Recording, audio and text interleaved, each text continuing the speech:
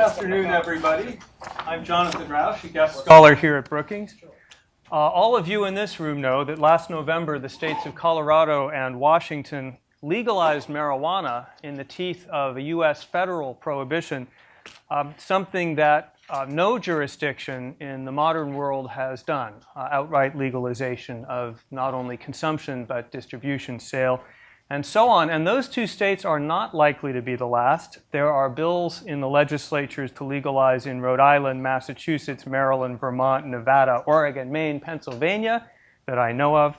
Ballot initiatives are possible or likely in 2014, 2016 in states that may include California, Oregon, Maine, Alaska. We are just seeing the beginning of something, but what? States began decriminalizing and allowing the use of medical marijuana back in the 1970s. So there's nothing new about that, but something very different seems to have happened lately, as if this iceberg suddenly surfaced above the water with legalization and a new kind of momentum. What's going on? How durable is it going to prove to be? What are the implications, not just for drug policy, but for American politics more generally in this very new territory we're entering? I'd like to welcome you all here to discuss that, and thank you for it. This event is part of a series that Brookings and our partner organization, the Washington Office on Latin America, are conducting. We thank Peter Lewis among our supporters for helping to make this possible today. Of course, we thank WOLA for working with us closely. I especially thank our panelists who, as you're about to hear, have done a pretty remarkable job. Most of you have picked up, I hope all of you have picked up a copy of their paper, which was released today on Brookings' website on the new politics of marijuana legalization. It is a goldmine of information. Bill Galston and E.J. Dionne are very experienced, very distinguished scholars of public opinion, and of course that helps, but it also helps that they had access to, I think it's safe to say, more data in one place than anyone has ever had on this issue before, including some data that is not publicly available, and they did crosstabs in ways that no one has ever even conceived of. You will get the fruits of their research in just a moment. A word about each of them. You can read bios on your own, so I'll keep this short, but Bill Galston is a senior fellow here at Brookings. He's the holder of the Ezra Zilka Chair in Brookings Governance Studies program. He's a participant in 6 presidential campaigns. I'm trying to work out how you get to 6. And the author Smith, I think. I was going to say, was it Smith or was it Roosevelt? And he's the author of 8 books. E.J. Dionne, to his left, also well known to you as a syndicated columnist for the Washington Post, well known to us at Brookings as a senior fellow here and a professor in the Foundations of Democracy and Culture at Georgetown University.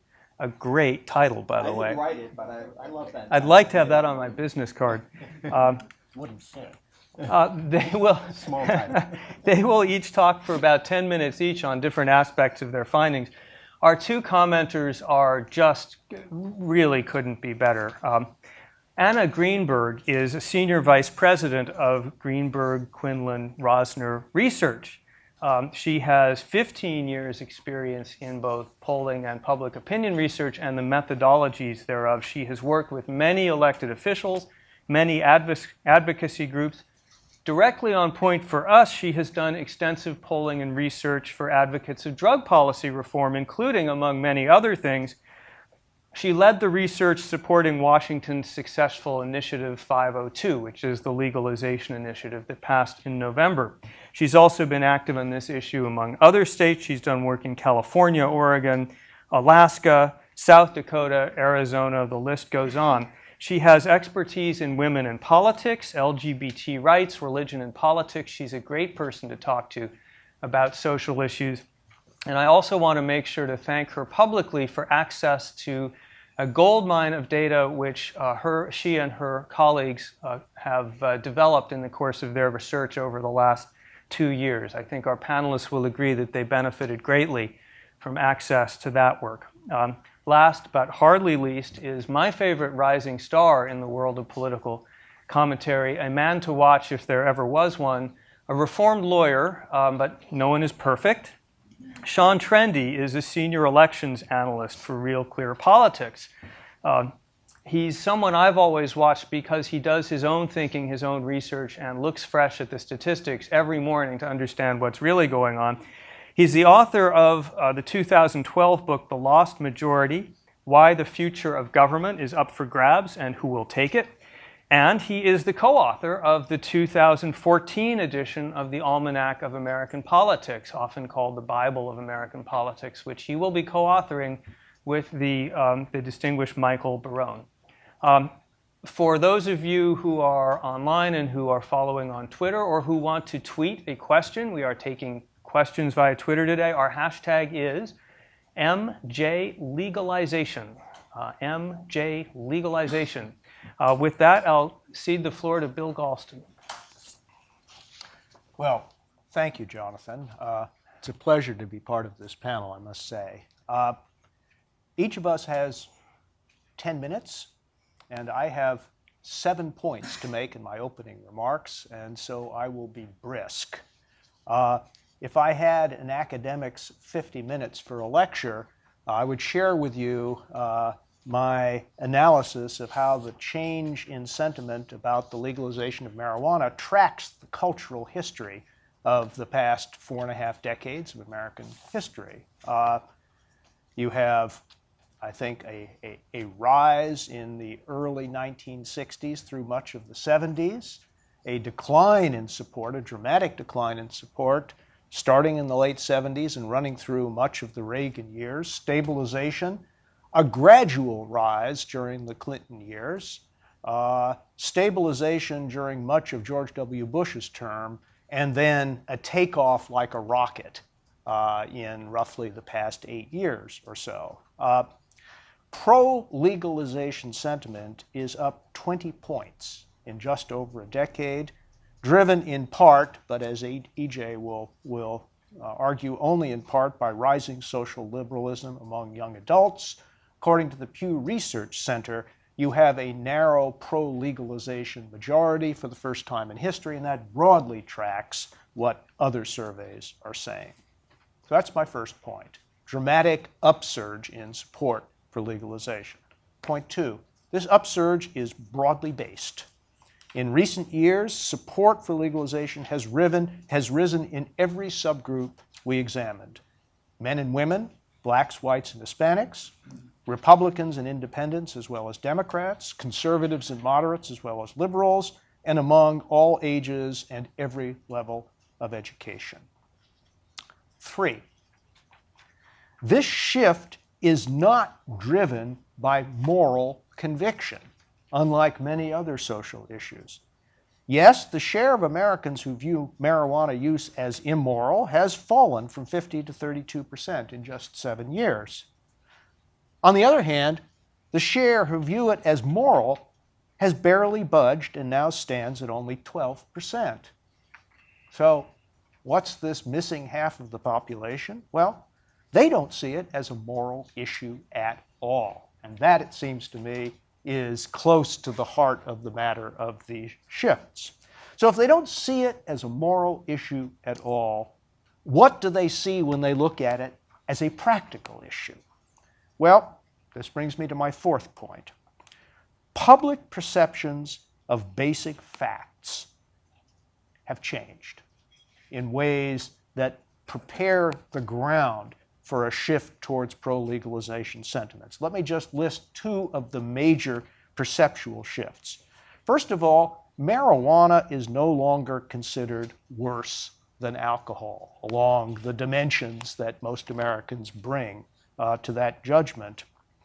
Second, and perhaps even more important, there has been a sharp decline in the percentage of Americans who see marijuana as a gateway drug to things that are harder and even more dangerous. That percentage now stands at only 38 versus 58% who don't see marijuana as a gateway drug. Here's the other aspect of the shift towards the practical optic. As far as we can see, a main pole in the tent of the pro-legalization shift is the difficulty and consequences of enforcement of marijuana prohibition. In this, it is much like the shifting sentiments during the 1920s and early 1930s about prohibition. How am I doing, Jonathan? Great. 72% of Americans now believe that government efforts to enforce marijuana laws cost more than they are worth. This consensus includes a majority of every population subgroup we examined. And here was a striking finding. Even when respondents are told that marijuana use is still prohibited under federal law, 60% of respondents in the Pew survey say that the federal government shouldn't enforce its own law in states that have legalized the use of marijuana. Again, this anti-enforcement sentiment is extremely broad-based. Among the subgroups that we examined, there is no group, a majority of which supports federal enforcement against the states. Point 6. In our analysis, this issue is not fully analogous to other social issues that it's tempting to try to compare it to. Unlike abortion, there has been a strong shift towards one side of the debate that is unlikely to be reversed anytime soon. The new entrance into the pool of adults in the American population, for purposes of survey research anyway, is on balance about twice as likely to be in favor of legalization as are those who are exiting the pool of adults through death. But unlike same-sex marriage, many of those who favor legalization are nonetheless uneasy about their position. There is a fair amount of residual ambivalence. There's not a lot of enthusiasm. I suppose on some college campuses you could find a lot of enthusiasm, but in the population as a whole, I think there is ambivalence and a kind of resignation to the fact that the effort to enforce marijuana laws, has been so costly, so it's not worth it anymore. Seventh and finally, there is a key unknown, the extent of which is hard to assess. It is possible, I underscore the word possible, that as millennials age, get married, and have children, their views will shift towards caution, much as their boomer parents' views did in the late 1970s, laying the basis for a more conservative tide. Nonetheless, to conclude, we view it as unlikely that the dramatic shift in public opinion that has occurred particularly in the past 10, 11, 12 years will be fully reversed in the decades to come. Thank you. Thank you. A marvelous summary. EJ. Thank you. I just want to begin very quickly by thanking Jonathan. There's no one, as you heard, more enthusiastic about the people who work with him than Jonathan. Bill, with whom I've written a number of papers and have enjoyed every one. Particularly want to thank Corinne Davis and Ross Tilchin, who checked all our numbers. This paper is full of numbers. If there's anything wrong in here, it's sure not their fault, and I'm really grateful. And lastly, Mike Dimmick and Anna Greenberg, Mike Dimmick of Pew, and Anna, who gave us one of her specialty briefings over the phone. I told Anna it was so much fun, I want to run for Congress just to get regular Anna Greenberg phone briefings, and Mike was extraordinarily helpful. And so many other people at Brookings I could thank. The fact that this room looks a lot younger than most Brookings rooms suggests one of two things. Either lots of interns have started arriving in Washington, or our analysis in the paper is correct, and maybe both are true. Because when you look at this trend toward legalization, there are two important facts. One you can see if you have the paper on the chart on page 2, where the movement, even in the last few years, since 2010, in favor of legalization, crosses all groups and is marked among older respondents. It's important among middle-aged respondents, and there's even an increase among those who are most hostile to marijuana legalization, who are those over 65.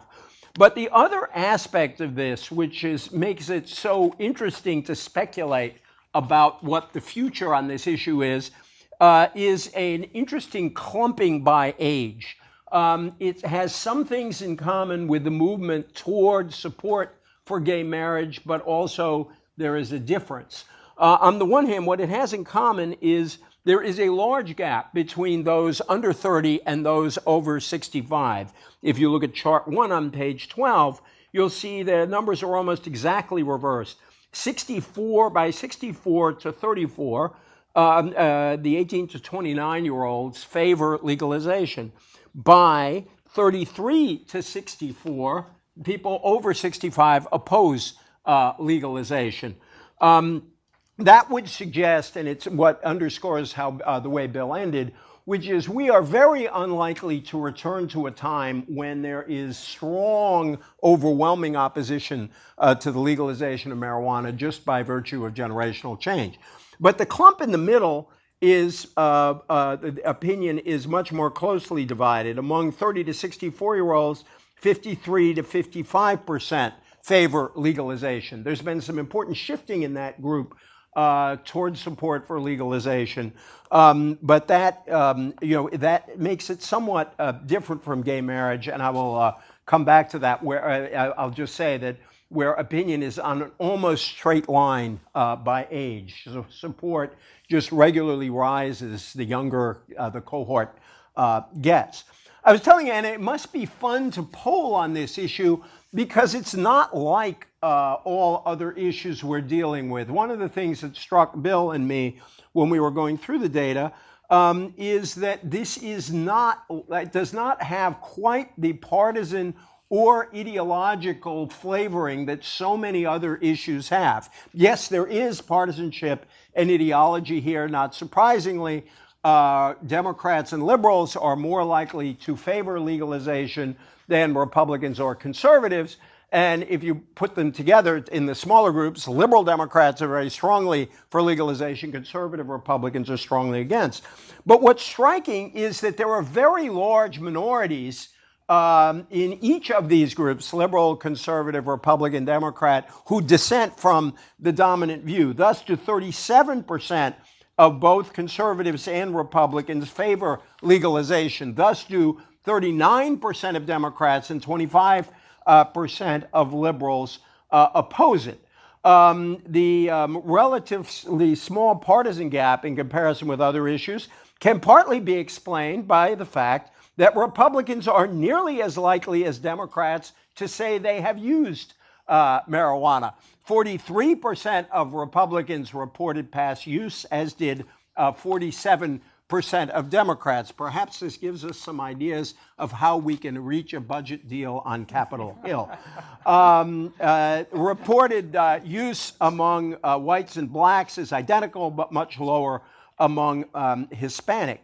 And there is agreement across partisan lines, and this goes to one of the central points that Bill underscored, that government efforts to enforce marijuana laws cost more than they are worth. You'll see this on one of the charts. This view is held by 72% of all Americans, 78% of Democrats, 78% of independents, 71% of Democrats, 67% of Republicans. Similar split among liberals, moderates, and conservative.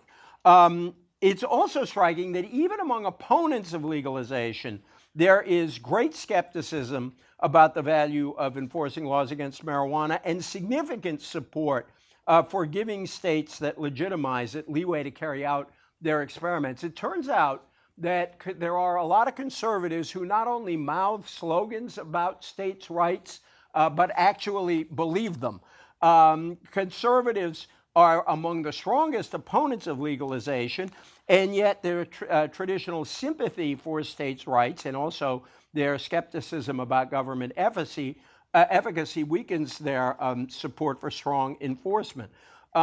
If you, on the direct question, this is all from the Pew survey, if the federal government should or should not enforce federal marijuana laws in states that have decided to allow its use, 57% of Republicans and 52% of conservatives said that the federal government should not enforce its own prohibitions. Bear in mind, these are groups that are opposed to the legalization of marijuana. The gap among Republicans between the proportion supporting legalization and the proportion who nonetheless want the federal government to stand down in the face of legalization's efforts is 20 points. For conservatives, that gap is 15 points.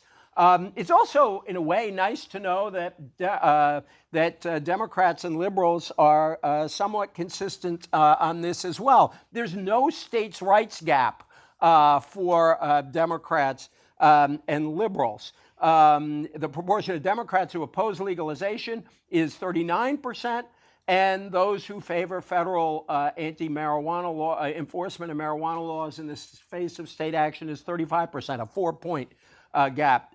Liberals are almost identical on the two questions. So that if the argument, I think this could have some very important consequences as the debate over what the federal government should do on this issue goes forward. Democrats and liberals won't want the federal government to enforce these laws because they are actually sympathetic to legalization, but a whole lot of Republicans and conservatives won't want the federal government to enforce these laws because they're sympathetic to states' rights. There is a way in which the issue is a classic social issue. Among religious groups, only 2 show clear opposition to the legalization of marijuana, again from the Pew numbers. White evangelical Protestants, 59% opposed. Hispanic Catholics, 55% opposed. There weren't enough Hispanic evangelicals in that survey. One suspects if there were, they too would be opposed. The other groups were closely split. And the religiously unaffiliated, and this overlaps with the young, were overwhelmingly in favor of legalization by a margin of 76 to 20%.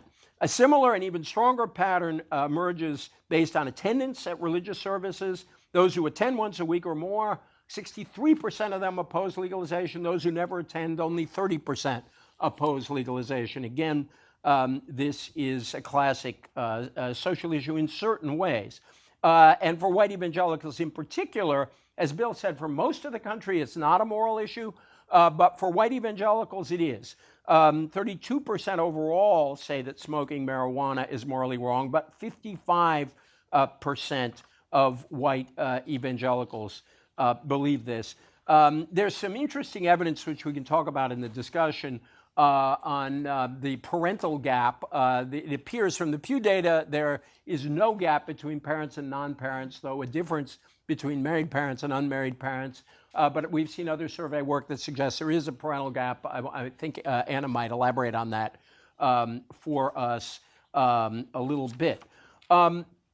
Just so we can move on to the discussion, I want to close this way. The trend, I think, in favor of legalization is unlikely to be reversed radically. But there is a lot to play for on this issue. A great deal depends, because of ambivalence on this, about how these marijuana legalization experiments work. And here, I think what we could see is, for proponents of legalization, their fear should be prohibition in reverse. Prohibition lost public support because of the unintended consequences. What people who support legalization are going to have to do is make sure that there are not untoward unintended consequences. A lot of times in these referenda, people have supported the legalization for reasons somewhat ancillary to legalization, that enforcement is a waste of public resources, or that it's spotty and unfair, or that it can be taxed and provide a new source of public revenue. Whether these trends continue will depend a lot on the kinds of regulations that are imposed and whether they are successful, and very much on how the federal government decides to deal with the states on this question. And on all this hangs whether strong support for marijuana legalization among young Americans endures, and whether they have the capacity, many of you in this room, to create a new majority on behalf of a cause that was once supported by only a few. Thank you. Thank you. That was marvelous. Let me just put a question to the two of you before we go on to the next two to tease something out here. Incidentally, I urge you all to read the paper. As detailed as that summary was, there's richness and surprises here all the way through it. For instance, with marijuana, unlike gay marriage, if you know gay people, especially gay couples, you probably support it. Not true with marijuana. With marijuana, it's not who you know, it's what you do.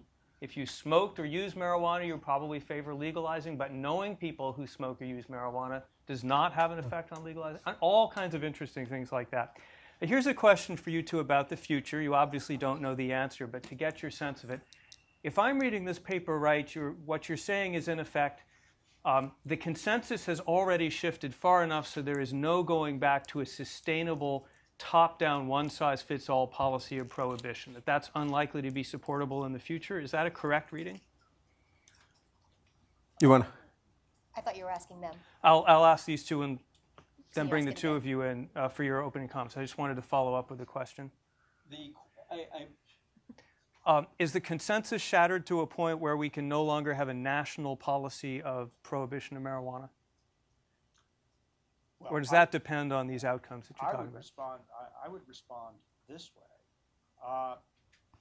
I think it is much more likely, at least for the next decade or so, that we're going to proceed on a state-by-state basis, and that the Congress of the United States will be loath to touch the legal status quo with any length pole you care to designate. And my hunch is that it'll be patchy. That there are some states where the latent pro-legalization majority is close to permanent for demographic reasons and is unlikely to be turned back. There are others where that's not true, and that we may very well be a patchwork nation on this issue for the next generation. So to conclude, the idea of a dramatic change in the legalist status of marijuana at the national level, I think, is not a conclusion that flows from these data, at least as I read them. Patchwork Nation puts it wonderfully. Thank you. Yeah, I don't think we're quite at a tipping point in a way. I do think we're at a tipping point on gay marriage. That what you're seeing in national surveys are very close splits nationwide. Pew had it a slight majority. There are other surveys that show slight majorities the other way, but they're all within the margin of error of each other. And I think there'll be a lot of interest on the part of a lot of members of Congress to try to avoid this issue for a while it works its way through. Absolutely. Wonderful. Anna, your experience with this issue is so granular. How does all this sound to you? All right, so I decided to go paperless and then didn't charge my iPad, so if it dies, I'll just have to wing it. We'll help you. Okay. Thank you for having me on the panel. It's really fun to be part of this discussion, especially after doing so much work over the last couple of years, and most of it being proprietary and used by campaigns to actually talk publicly about it is sort of fun. And I sort of want to basically expand upon a few of the things that you talked about in the context of trying to understand why attitudes towards legalization may be different than gay marriage or abortion, for example. There's some parallels with both issues, but it's still different. And the first one is the importance of personal experience. And in a very kind of transactional way, it's true that if you do a regression model on support for legalization, if whether or not you've ever used marijuana is a predictor of whether or not you support legalization. I would note, by the way, that it really depends on how long it's been. So that if you've used within the last 10 years, you're much more likely to support than if you were a baby boomer who smoked in college and hasn't smoked for 25 years. So it really is that granular in terms of personal experience. But what's interesting about why it matters for attitudinal change is is that personal experience is hard to change. You can't change somebody's personal experience. You can't make them have a different experience. So if they have a personal experience that leads them to have a particular attitude about legalization, they're not particularly persuadable. And what I think we're seeing is changes in the country's demographics. We call it generational replacement. You said people dying, I think, or passing away. Generational replacement. It's much more diplomatic. It is it? So that if you have somebody, for example, who has a cousin who smoked pot all day and never got out of the couch and never got a job and then started doing, other sorts of drugs, you will never convince that person that it's not addictive, even if it's not physically addictive, and you will never convince them that it's not a gateway drug, even though there's not a ton of evidence that it's a gateway drug. So even though the overall landscape has shifted on those issues, it is very hard to convince anybody who's had that kind of personal experience. On the other hand, if somebody themselves has smoked pot in college and is a productive member of society, or knows people who go home and smoke it after work who are professionals and then go to work the next day and are fine, they're much more likely to support legalization because they don't have a personal experience that suggests that it has all these kinds of negative consequences. And in many ways, it's that issue that shapes this more than whether or not you think it's moral. It's really your personal experience. And again, more and more people are having different experiences. You can understand the lack of a parental gap in the same way. In the research we've done, we have not seen much of a gap in parental attitudes about this with people who have kids under the age of 18. And when you talk to parents, it's because they are realistic about what their kids' access to alcohol. And alcohol is illegal for people under the age of 21. And if kids want it, they have almost unlimited access to alcohol. And they currently have unlimited access to marijuana. So for a lot of parents, they're realistic. They don't necessarily think legalization is going to change that. And in fact, what they think is that it might actually make things better, because trying to have a sort of a regulatory system in place that potentially puts some drug dealers out of business, a small black market. I mean, who knows how this is all going to work? Potentially makes it less available or more expensive to people who are under the age of 21. And some parents say, I'd rather they be high than drive drunk. That's a minority of parents. But if my kids are going to do something, I'd rather it be that than alcohol, because it's much more dangerous in terms of drunk driving.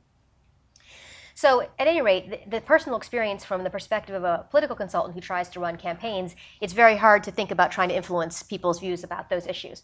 On the other hand, what we did find in all of our work, and was something that we used, I think, or it was part of our strategy in Washington, is there are some people who are movable on the issue. And that's actually what makes it different than abortion. And certainly than abortion. It is very hard to convince someone who thinks, that it's that a fetus is a life, or a living baby, whatever the language is. You can't say no, it's not, right? That's just something, a core values belief that somebody has. And similarly, if you believe a woman has the right to choose what to do with her own body, it's very hard to say no, actually she shouldn't be able to have that right. There's very little you can do to persuade people on abortion. That had been true historically on marriage as well. When I started doing work on marriage equality in 2004, and we spent all kinds of time trying to change people's views in the context of a survey or even in the campaigns we were running, and really weren't able to do it.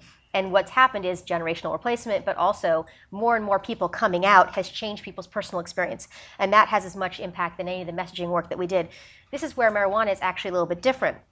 And it goes to issues you both raised about the kinds of arguments that are used for legalization, which is the system's broken, it's not a good use of law enforcement resources, and it could be a source of potential revenue. And I think that because there is the model of medical marijuana in some states, that is actually, and you can see that states that have medical marijuana, the attitudes around legalization are a little bit different. People are a little more likely to support legalization. And in fact, I would just want to note, Jonathan, that while it's true, knowing somebody who smokes doesn't predict support, knowing someone who uses medical marijuana does. So that you can see somebody actually gets the benefit, and that it doesn't destroy their life, and and civilization doesn't collapse. And so but it's a personal experience with someone having the benefits of medical marijuana. So those kinds of arguments, that move people, they tend to move lower information voters, tend to be female, tend to be a little blue collar, Democratic leaning voters, and it moves them. I mean, it's amazing. We did experimental work with media market experiments and tried to see who would move in response to ads. And then, of course, we tracked over the course of the campaigns what was happening at the subgroup level, and the movement's substantial. It's 5, 10, 15 points. It's really hard to move people, anything. This country is so polarized ideologically and politically. It's very difficult to move people, but we saw, real movement.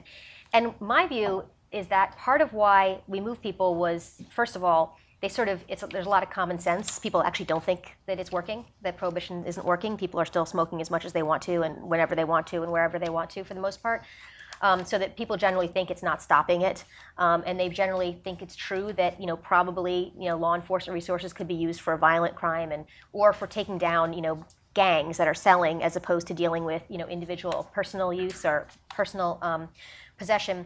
But the other piece of it, which I think is fascinating, is that they are essentially conservative arguments. And if I would urge you to look at the advertising in Washington State, and what you'll see there is, it's the first ad is a woman holding a cup of coffee and in a coffee shop saying, "It's not that I like it," right? It's acknowledging the moral ambiguity or the fact that people don't think it's inherently a good thing, the way, say, marriage equality is, or having the right to choose, or people think there's actually a value associated with it in that sense. And we have, she's a middle-aged woman, and says, it's not that I like it, but the system's not working, and then goes on to talk about law enforcement and revenue. And if you watch, and then in the case of Washington, we also had law enforcement as our spokespeople. So we had, former prosecutors and former U.S. attorneys, those sorts of validators, who also talked about how this was not a good use of law enforcement resources and that the system was broken. And if you watch those ads, you might almost think we were sort of trying to crack down on marijuana as opposed to legalizing it.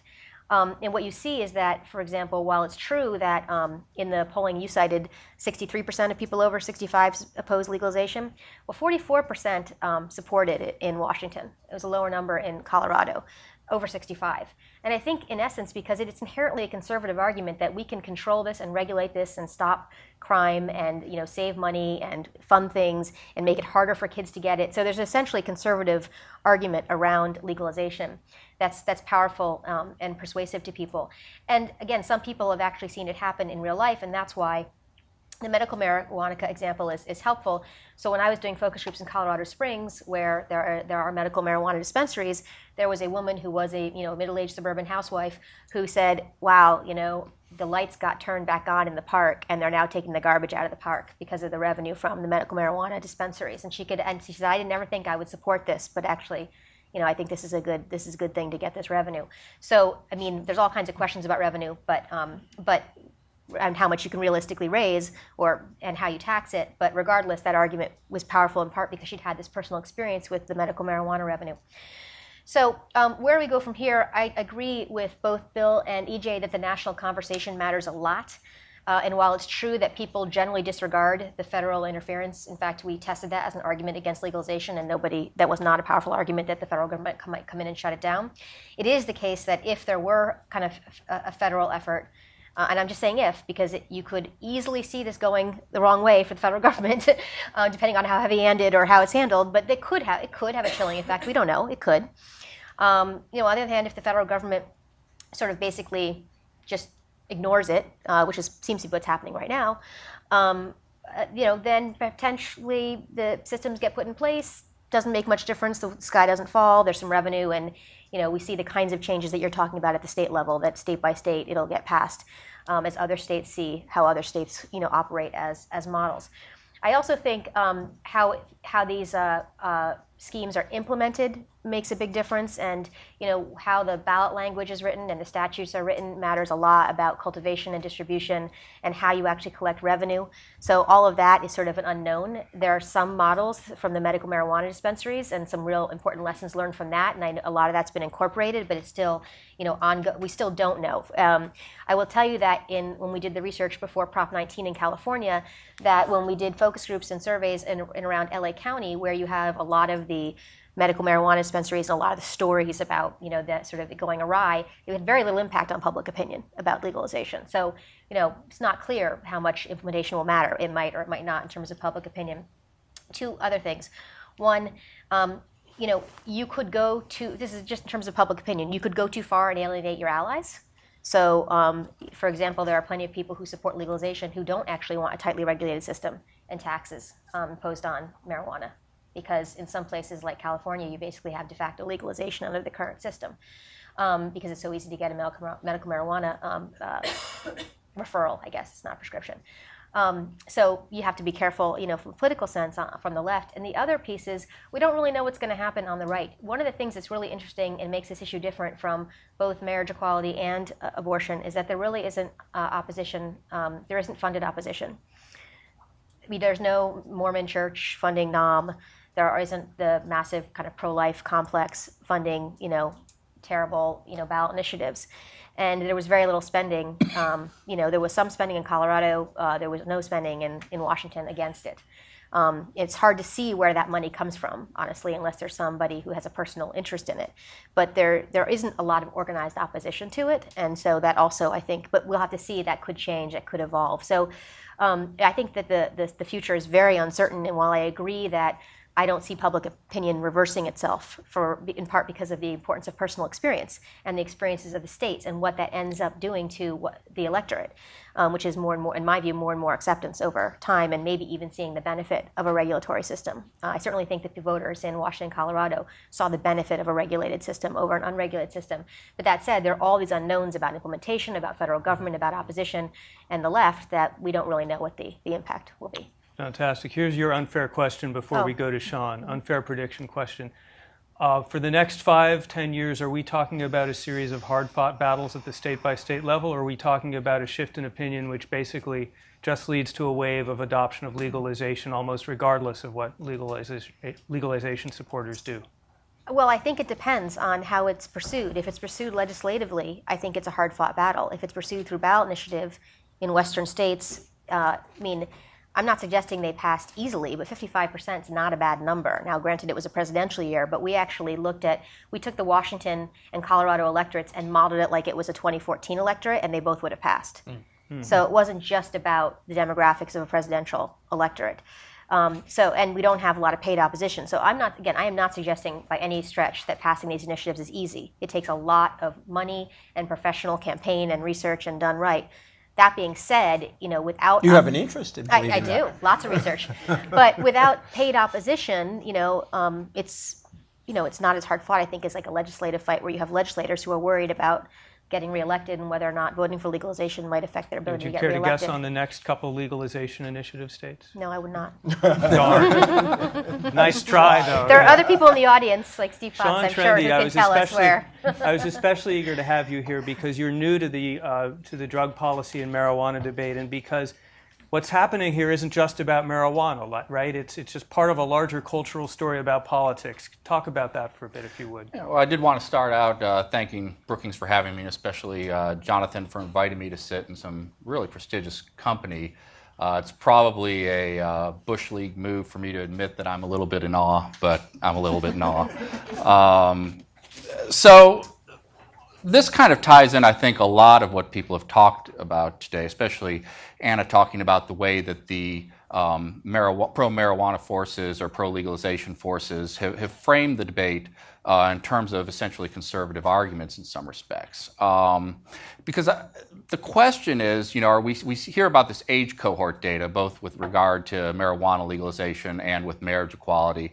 And the question is this some sort of shift? Are younger voters more liberal? And in a sense, that's almost tautological. You have these more liberal positions that are being embraced, and you say yes. But in a more specific sense, I think that's a little bit too simple, because there are these other issues that are kind of associated with social liberalism or libertarianism, attitudes on pornography, prostitution, abortion, and a few other issues really haven't moved that much over the past few years. And so what I think we really see has to do with what I think is one of the most important factors in American politics that people don't really like to talk about, but it's class. And it's one of my kind of meta theories of America, which, and someday I'll write a book about this, assuming it hasn't been, but that we define vice in terms of what lower class people do, and that to change that, and what the marriage equality people and the pro-legalization folk have done is to frame these debates in terms of middle American values. In other words, gay marriage is as American as apple pie today. And younger voters who are exposed to the arguments for gay marriage within this frame are accepting it because it is within the American tradition, whereas things like pornography and prostitution and abortion have not been framed as well in that particular way. This is long-standing. You can go back to arguments over prohibition. Alcohol was to keep those immigrants in line, people like Gustav Trendy, my great-great-grandfather, who somehow managed to drink himself to death cirrhosis at the age of 40. I'm not really sure how he did that. Premarital sex had a very strong class aspect to it. You can read David Hackett Fisher's work on the Scots-Irish in Appalachia, and there's nothing new about premarital sex. What's changed is the lack of a strong class angle to it.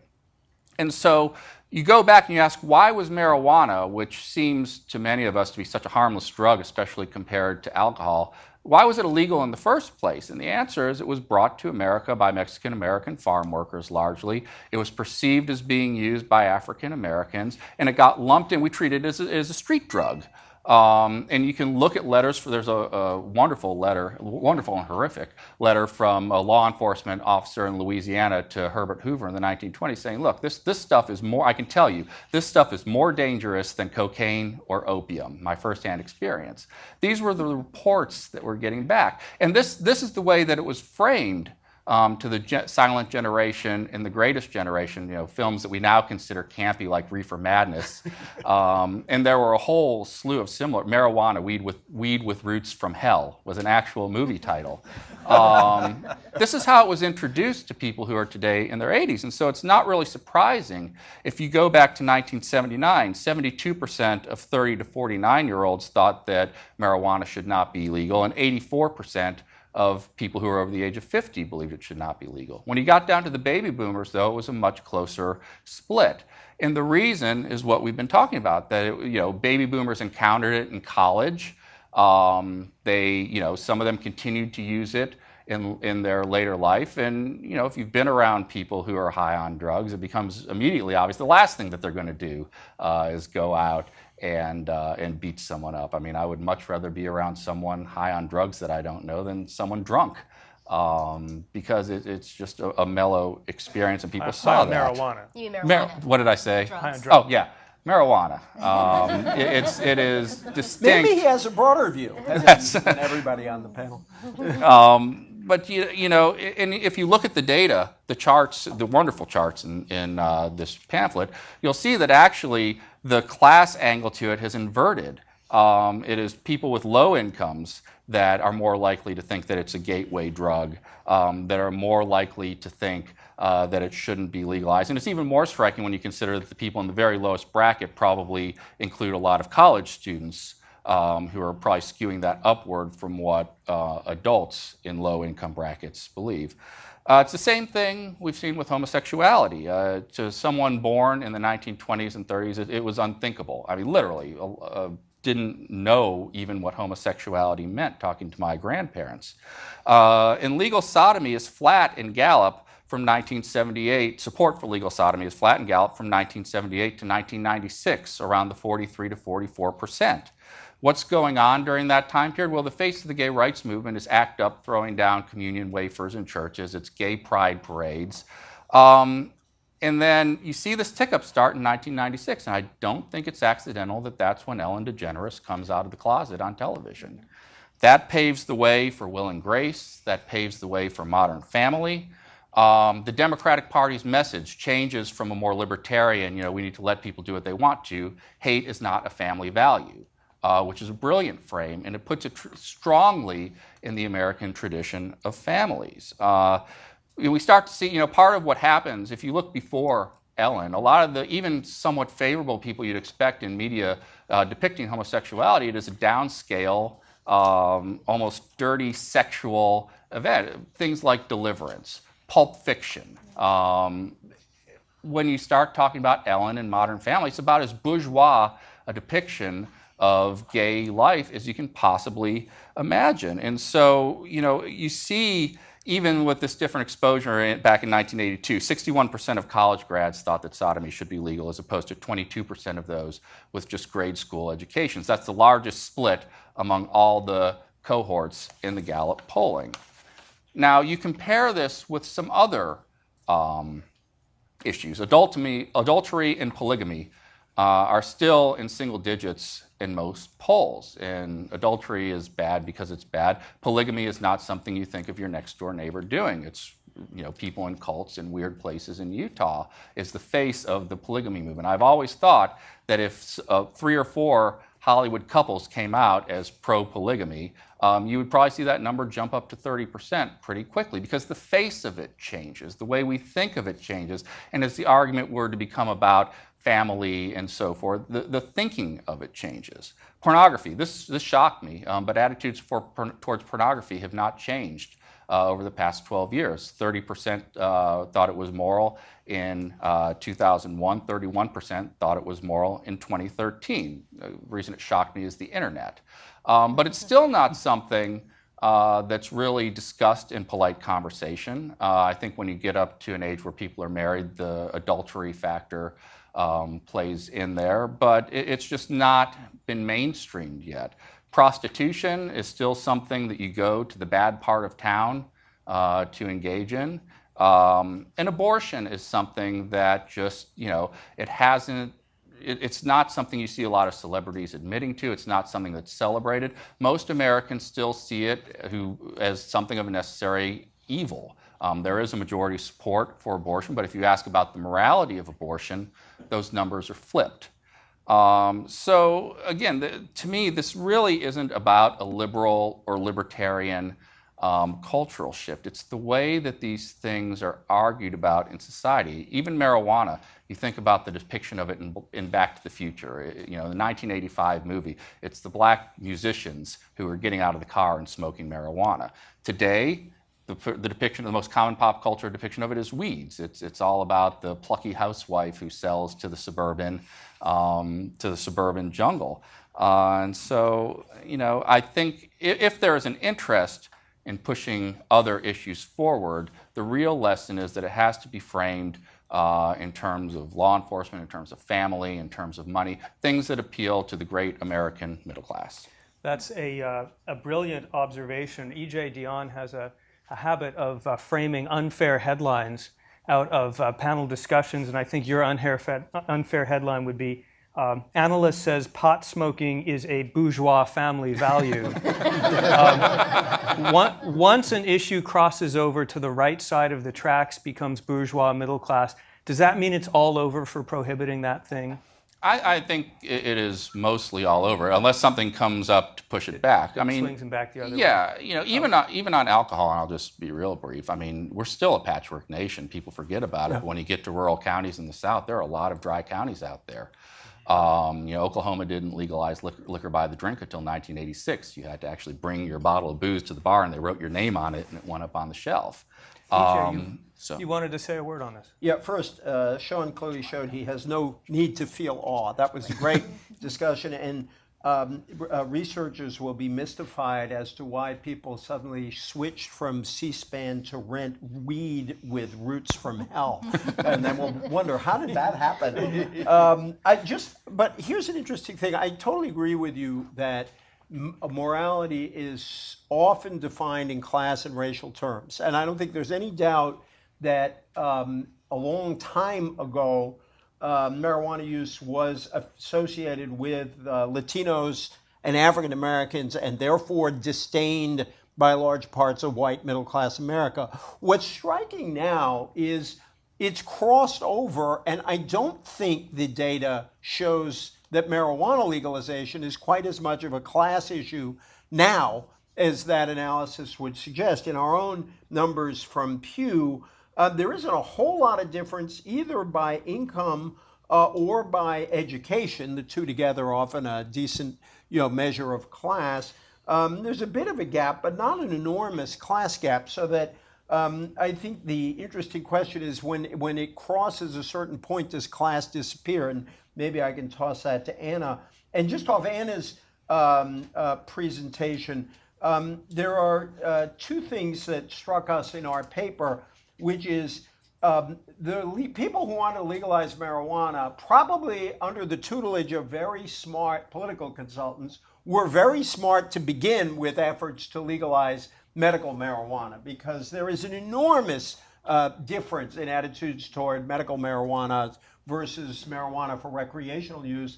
One way to put it is medical marijuana referenda are gateways to legalization referenda, and that does appear to be the case. But again, it goes back to, do these experiments work? There was a referendum in LA last week in connection with the mayoral election, which, as I understand it, put some limits on medical marijuana dispensaries. So it's these, again, how the experiments of various kinds work, I think, is going to make an enormous difference. I'm just curious, Anna, on the class question. Well, I actually think you were making a different point, which is not that there are class differences right now, but that once an issue has moved over the Rubicon to being kind of a mainstream middle class, that it disappears, then it becomes non-controversial. Right. I agree with that, and I think that's right.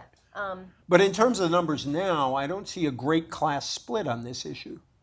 Right. It's not that it's turned upside down, it's that the split has gone away, Bill? Yeah. I actually have many more questions than answers in this field, and so I have actually a question for Anna about data and a question for Sean about data, both of which I think will be in your wheelhouses. I would first note that when you go back to Prohibition, there was a medical exception written into the Volstead Act, and that was a very important safety valve. And a religious And exception. a religious exception, right? And A lot of illegal sale of Sacramento Right. wine around the country. Manischewitz. Amen. Okay, now here's my question for Anna is this. On many social issues, women are more tolerant or permissive or liberal, but on this one, the reverse is the case, and I'd be interested in your interpretation of that, given the work that you've done on women's views. And for Sean, Carlin Bowman, of AEI, just emailed me this morning the UCLA matriculating freshman data going all the way back to the late 1960s. And from these 45 years of trend data, here are 3 dramatic points. The question here is, should marijuana be legal? Should marijuana be legalized? Okay, 1968, 20% of matriculating freshmen said yes.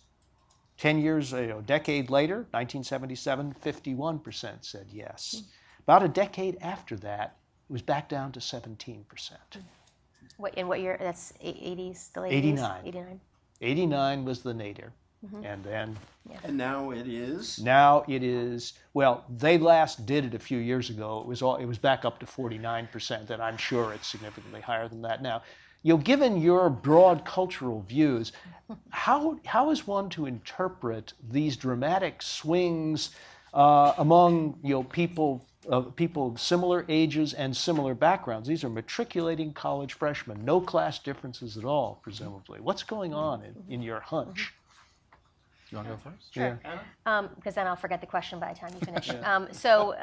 Well, first of all, and I don't know that I have a gender explanation for this, but men are more likely to smoke marijuana than women are. True. So once you control for smoking or using, the gender differences, all but disappear. But doesn't that just push it back a step? Well, that's what I said, but I don't have any hypotheses about why men are more likely. But men are more likely in general to do drugs, alcohol, everything than women are. More likely to be alcoholics and addicts, right? I mean, I'm sure that somebody from, a psychology department or biology department could tell me why. But just in terms of the political consequence of it, it's also the case that, especially in these initiative fights, that women tend to be lower information voters, and they tend to gather information late, and so the most movable voters are low information voters. And so when you talk to women about the system being broken, you talk about revenue, especially if that revenue is tagged to healthcare, education, those kinds of issues, you tend to see more movement among women, and they start looking more like men. But as a starting point, less supportive, but actually information has an impact. Just to underscore let's go to Anna's point in the survey, the Pew survey we cited, 54% of men, but only 42% of women said they had ever tried marijuana. That's a big deal on all the other numbers. Yeah. Interesting. Sean, what do you think accounts for this yo-yo among college freshmen? So in 1986, on a relatively cold for San Antonio, Texas, where we lived at the time, December night, I'm sitting in a football stadium that's filled with all the students, all the middle school students, from the Northeast Independent School District. And Nancy Reagan is on a football field with a podium, and all of us are shouting at the top of our lungs, just say no, just say no. It was effective. And it was part of a general argument that was meant to counter the countercultural depiction of marijuana, and we were taught all the same things that marijuana weed with roots from hell taught, which is that, you know, this is a gateway drug, this is a drug that is addictive, this is a, you know, all these things. And I think that made an impact on high school students going to college, their views of the drug. Now, these people today, from the data you're showing, are supportive of marijuana. And again, that kind of goes to the experience. When you get to college, you see your friends smoking up. They're just sitting there kind of glazed over. They're not, you know, blowing stuff up. Well, okay, maybe that depiction wasn't entirely fair.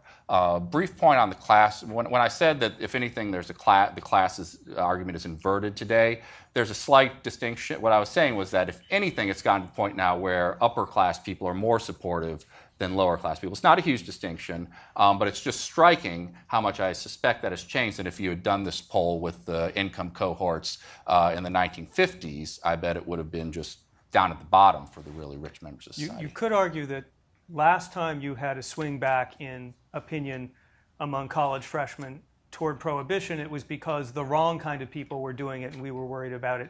But now you've got people thinking the right kind of people are smoking marijuana. It's probably much harder to move than it was last time. Let's go to the audience. I'm not sure that was true in the 80s, though. I think that those numbers really, that Carlin sent us, really raised some interesting questions, because I'm not sure it has to do, I think Sean makes an excellent point. I'm just not sure it explains those numbers. Can I make one more point about class? Please. Which is, you have to be careful when it comes to race, because African Americans have a very different experience.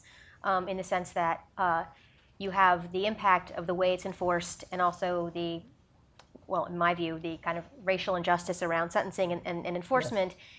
There's an ironic impact that I think African Americans tend to be a little more supportive or against legalization because of the crime in their communities and because of what happens to their young men. Now, you can see that once you talk about how you have a sort of a set of drug policies that are enforced differently and have a different consequence for African Americans, you actually have a very vocal, you know, from the grassroots set of African American activists on this issue, because they get sort of how that all works out. But I think it's a wrinkle on it that I think is different, and it impacts the class argument. And I think you could see more of this. A very smart opponent of legalization named Kevin Sabet is making the argument that, you know, it's very easy for wealthy white people in the upper middle class to talk about legalizing marijuana because they can handle it, but they're not going to be the people responsible for the places in society that cannot handle it. So I think we may see that argument fleshed out.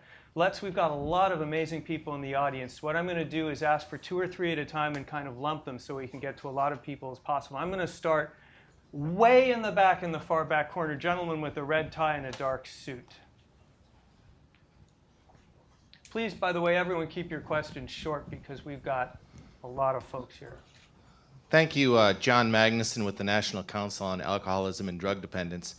I'm curious, as we look at this as a political issue, I think that we have to deal with the facts of the issue as well. And I've heard several of the panelists talk about that marijuana isn't addictive. And the fact of that is that the number 2 in treatment centers across America, alcohol is the number 1 drug that's being treated, and the number 2 is marijuana. And so I'm curious why that continues to be bantered about as that marijuana isn't addictive, because it is. Thank you. Let's take another one from the back. The gentleman on the same row in the white shirt. Hi, my name is Oliver Kim. I'm the US correspondent for an Austrian newspaper called Die Presse. Thank you. Small question, are we only talking about marijuana, or did you also test opinions on hemp and cannabis? And if so, are attitudes of people different? Are these the same sort of people that have the same sorts of attitudes towards these two Hemp similar? Cannabis. Cannabis. Hemp and cannabis, yeah.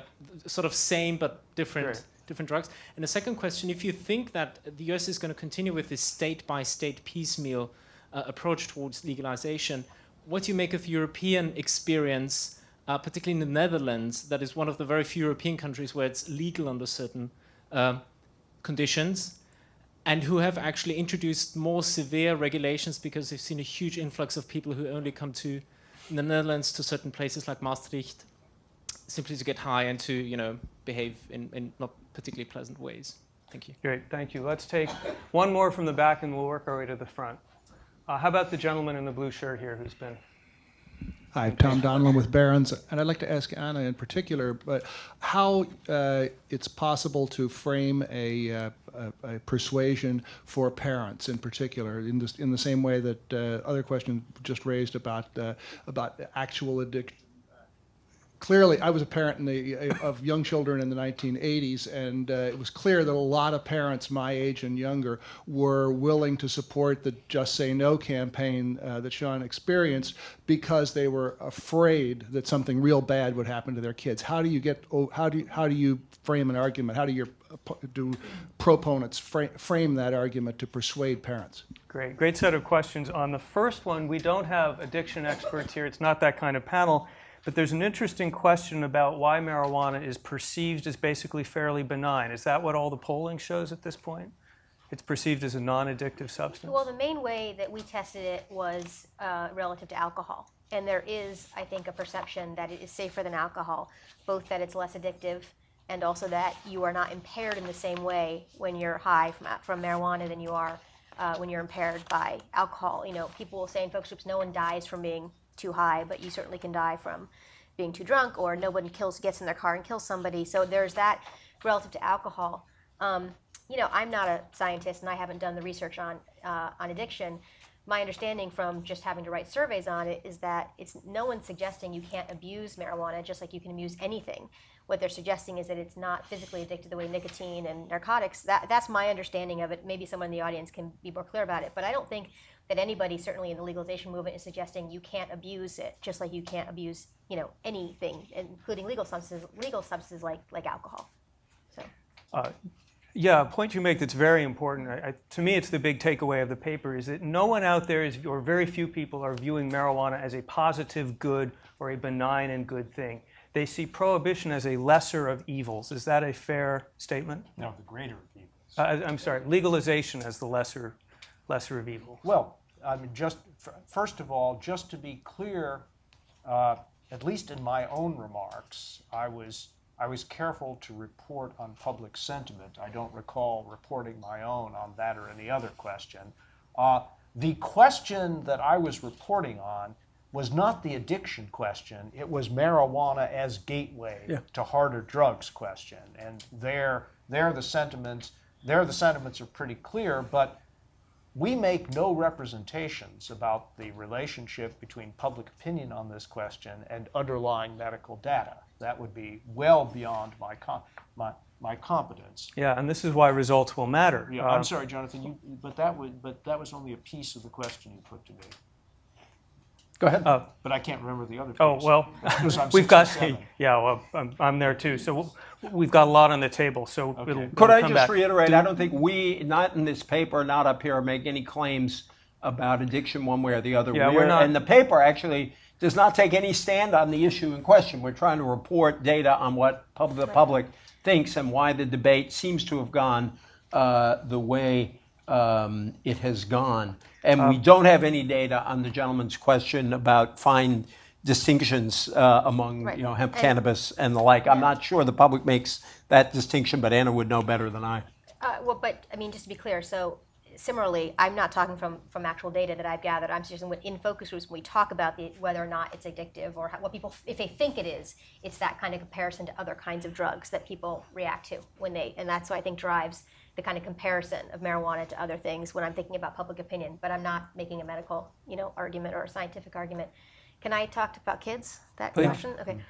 I think that actually it's a really important question, and it's one of the bigger vulnerabilities around legalization, which is what is the impact on kids? And there's the actual impact itself, though, as I said, parents, I think, are really realistic about their kids' access to drugs and alcohol and don't really think legalization is going to change it.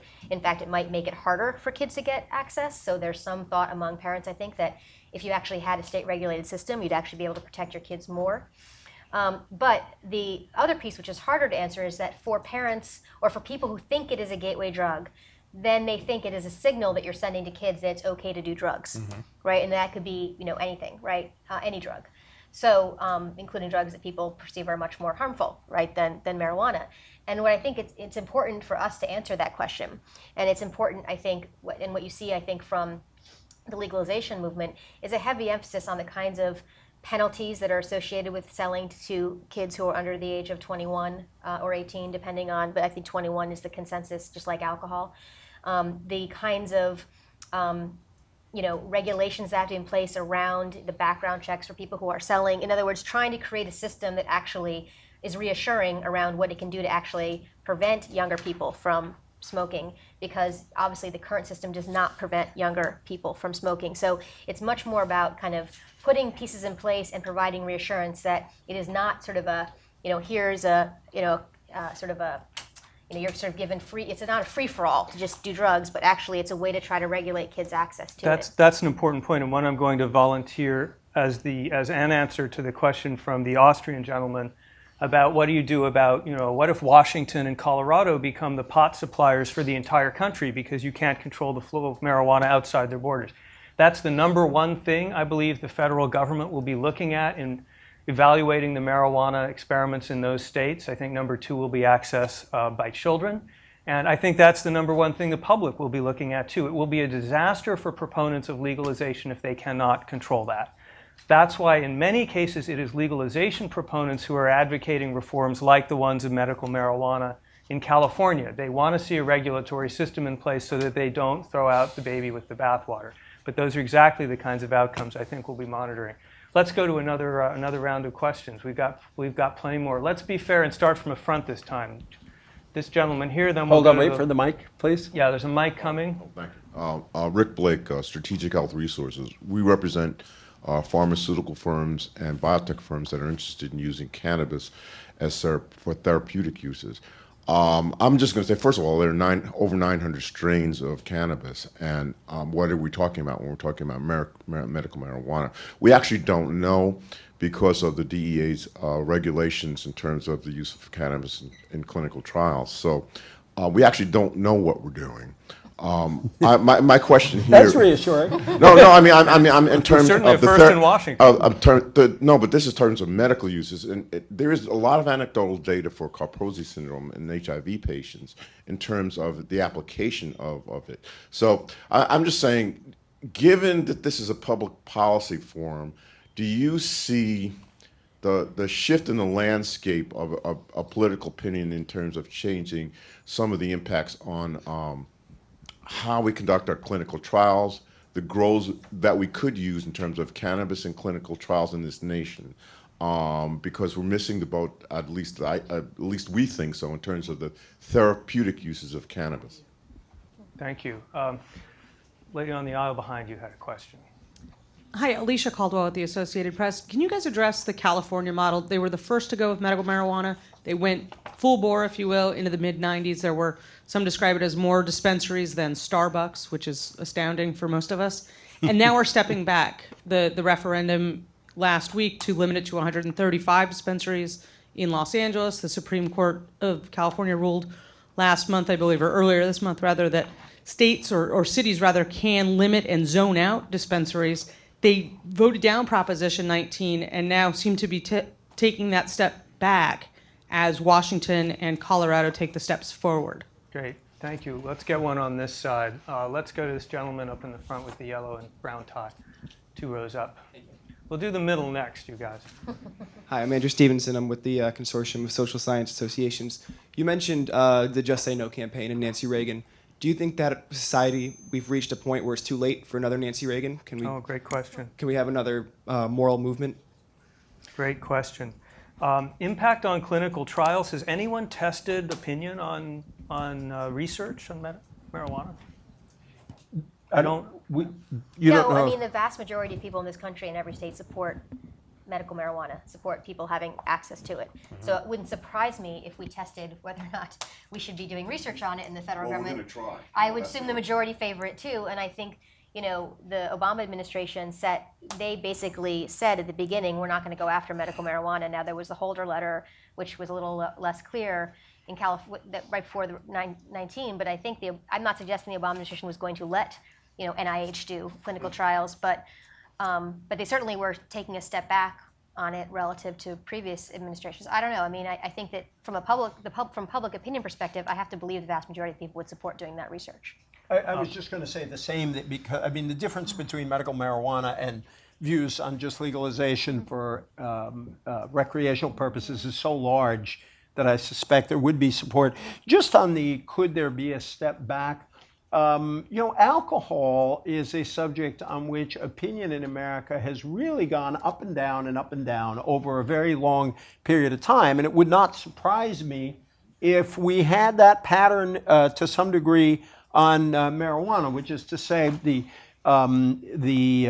movement for prohibition sort of went way back in our history to the 1820s, 1830s. It was linked, as Sean suggested at times, to a movement against immigrants, because the Irish were said to drink a lot, German immigrants were said to drink a lot, so there was a backlash. It actually divided the upper class in interesting ways. Then we passed it, and then it failed, and so we repealed prohibition. But then we've had a kind of return to a semi-prohibition when we raised the drinking age all over the country.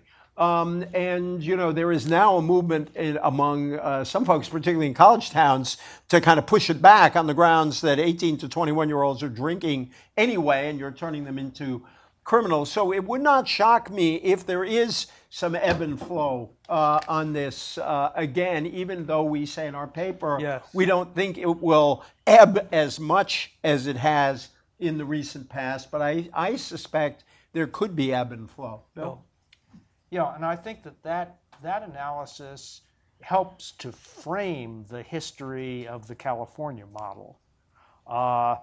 And because, recall, what we found, number one, continuing ambivalence about marijuana. Very few people think that it's a positive good. People can see pluses and minuses.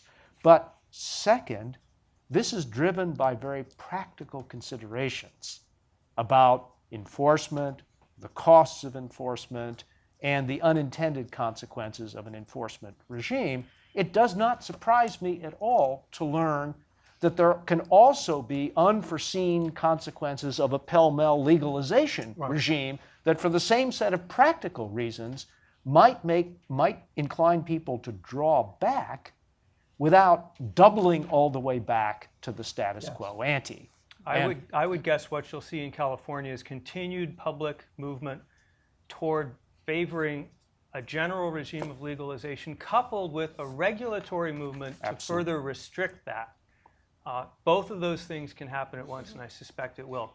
We have a few more questions but before we can I just make a point about California? Yes. I know that Sean wants to. I think you should be careful to not view the failure of Prop 19 as to indicate some kind of attitudinal shift, because there were three issues with that proposition. One, there were opponents on the left and the right. There were folks who are part of the current, shall we say, production of marijuana in California that did not like that language, so that if you think about, we actually saw some defection from people who support legalization voting against 19. Second, it was not very well funded, and as you know, it's incredibly expensive to run an initiative campaign in California, and I do think running a funded professional campaign is a basically precondition for passing these initiatives, because you have to do a lot of education about what's wrong with prohibition. And third, 2010 could not have been a worse year for Democrats, and so in terms of the composition of the electorate. So I just want to be careful that we don't sort of look at 19 as somehow a reaction to dispensaries and sort of a movement away from support for legalization. I'll be brief on the Nancy Reagan issue, because it actually ties back. We were trying to think of if there was a chance for prohibition to go backwards. And the one kind of instance I can think of us moving towards prohibition of a drug is tobacco. And I actually think that is tied up with class. You watch Mad Men, and you're like, well, of course they weren't going to make cigarettes illegal or restrict then everyone was smoking. Whereas my generation, I mean, very few of my friends grew up smoking because we grew up with public health campaigns that actually seemed validated by experience in life. We saw our grandparents and our great uncles die of lung cancer and emphysema. And we've reached a point where, it's banned in, you have to go practically stand in the street to smoke a cigarette, and you can't smoke in restaurants, and that's tied up with class. And so if there were to be a major surge against marijuana prohibition, it would probably have to be, we legalize it and we find out that it actually causes a heck of a lot of cancer. We find out that it is addictive. I use the word not addictive. I think it's habit forming, which is an important distinction, or can be habit forming. Something along those lines. We see a huge surge in people driving stoned and causing car wrecks. These externalities, you might see a pushback on the legalization movement. Let's see if we can get in 3 or 4 more questions. We'll go to the middle this time. There's a gentleman in a yellow tie who's been patient. There's a gentleman way over there by the window under the TV who's been patient, and there was someone in front of you as well. Thank you, Sean, for your comments. John Katz, Office of National Drug Control Policy. I was just going to talk about tobacco and relating our discussion to the public health issue. And my question is, with your research, are any of you familiar with asking the public, is legalization of marijuana a public health concern? And we've talked a lot about the other questions, but I'm curious if you've brought that up in any of your research. I feel like asking you, so what's the administration going to do about Colorado and Washington State? Unfortunately, I can't personally speak about that right now. I didn't think Really? Darn. What if we asked Super Nice? Great. Can we, there were a few more in that vicinity. Any hands? No? All right, gentleman in the blue shirt, gentleman way in the back. I'm going to get you whether you want it or not. Hi, I'm Brandon Levy from the Criminal Justice Policy Foundation. I'm just wondering if there's any data, if this is strictly limited to marijuana, or if Americans view the drug prohibition in general isn't working. Question. If there's any, if there are Americans that think we should move more to the European model, like Portugal did in 2001, in terms of decriminalization of all drugs. Great question. Gentleman back there, I'm coming to you because I always sit in the low visibility seats and hate never getting called. So I'm looking at a gentleman. Raise your hand again. No? Yeah, there you are. Thank you. Necktie, blue shirt. Phineas Ruckert from the Council on Hemispheric Affairs. My question, you talked a little bit briefly about how there's lower support amongst Hispanic respondents in the polls you conducted. What possible explanations would you have for that? Oh, excellent question. Has anyone polled on marijuana as a public health problem per se? When it's framed that way, what do you get? I don't think so, or at least I haven't. But when we ask people in an open-ended context what their most significant concerns are, I don't really hear the public health concern. I hear the safety concern. Are people going to operate heavy equipment or perform operations or fly planes while they're high? Are kids going to get the wrong message? Those are the kinds of things that people mention, I'm going to speculate that because people think that prohibition doesn't work and anyone who wants to smoke is smoking, it may be that they don't see the legalization of it as creating a new special public health concern. But if there is one, it's sort of there anyway because use is so widespread. But that's just speculation. And that might be an issue that surfaces quickly if we run into problems with legalization. What about drugs generally? They move in a different path or a similar path to marijuana? Anybody? I'm really mad I didn't look that up, but if I had to guess, I would guess it's different because most of us, there's actually a big cocaine scene in my law school, which was strange, but most of us don't have a lot of contact with cocaine going through college, certainly not with heroin. Those are still considered street drugs. And they, if you do have experience with people who are on them, they kind of live up to their reputation. As bad news, and so I would actually be surprised if there's been significant movement. I looked at this for a paper I did for Brookings a few months ago, and what's interesting about marijuana is people are carving out a marijuana exception. Not much change on heavy, hard drugs. And part of what's happening is the perceived differentness of marijuana from other things.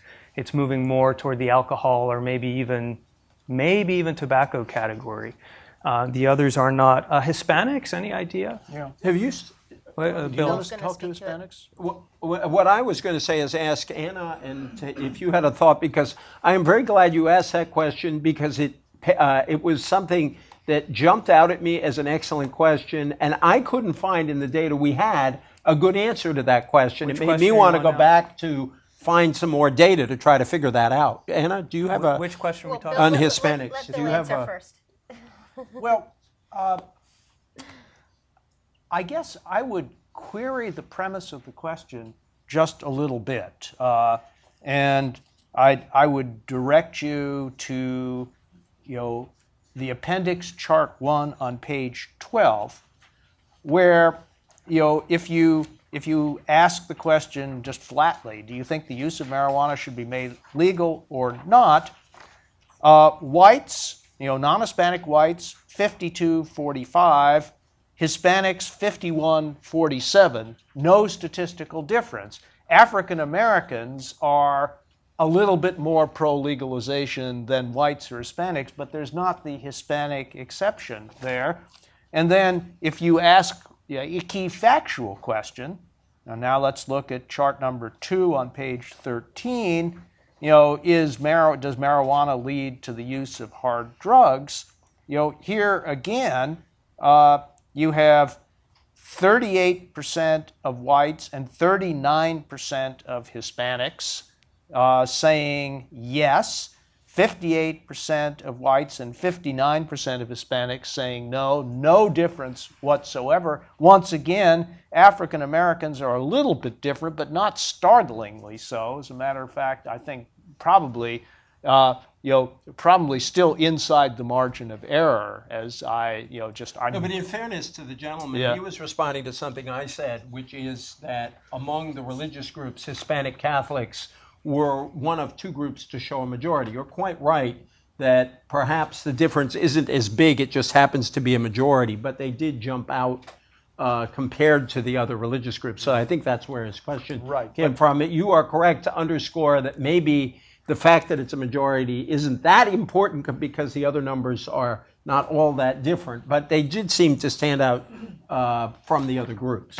And I'm curious, that's why I wanted to turn to Anna. I have not done specific research on Hispanics, but what we know on lots of social issues is that generation plays a huge role in attitudes around issues, whether it's gay marriage or abortion.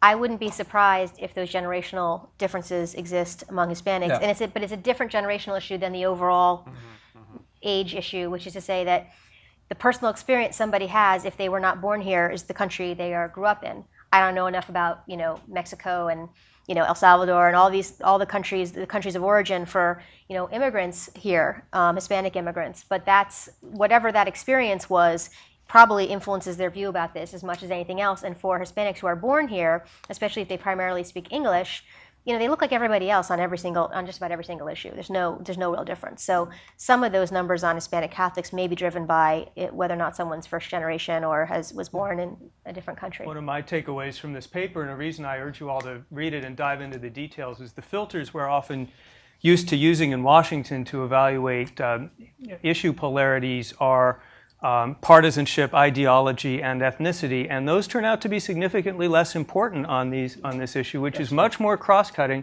across personal experience and pragmatism. It's a different kind of issue.